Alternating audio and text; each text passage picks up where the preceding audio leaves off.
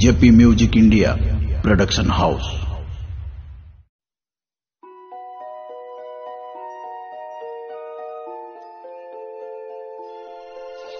कथा कही शिखिबा दिन ठारू आमे अनेक प्रश्न करू। आकाश नील काहेकि देखा जाए, तारा सबु आसिला केउठू, दुख कष्ट काहेकि आसे, आमे केउठू आसिअछु, लोके मरंती काहेकि। उत्तर पाइबा पाई लोके आकाश और पाताल को जेपरि एक कर दियंती। आज आम पाखरे ज्ञानर किछि अभाव नहीं, तथापि जीवन दुख कष्ट और मृत्यु विषय प्रश्न ही रही जाइछि। एहार उत्तर आमे केउठी पाइबा? काले एही सब प्रश्नर उत्तर बाइबल तो नहीं।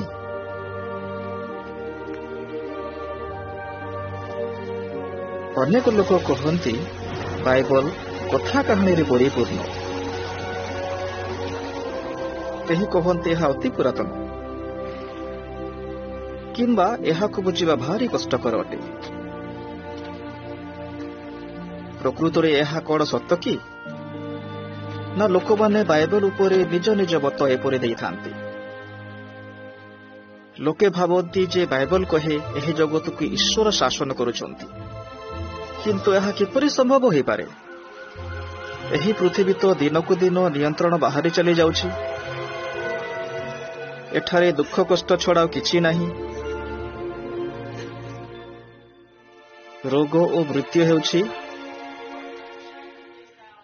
दारिद्रता और प्राकृतिक विपर्य रहिछि।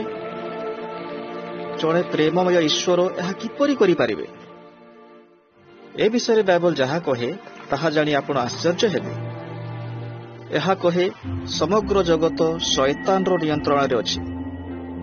अन्य शब्द रे कहिबाकू गले जगतर समस्या पछरे शैतान रो हाथ रहिछि एवं प्रकृत रे सिए ही एही सब करूअछि। यह निराट सत्य जे मनीष जेते चेष्टा कले मध्य पृथ्वीर समस्या दूर करि पारिबो नाही। सुसंवाद यह जे बाइबल कहे यही समस्या गुड़िक सबुदिन पाई रहिबो नहीं।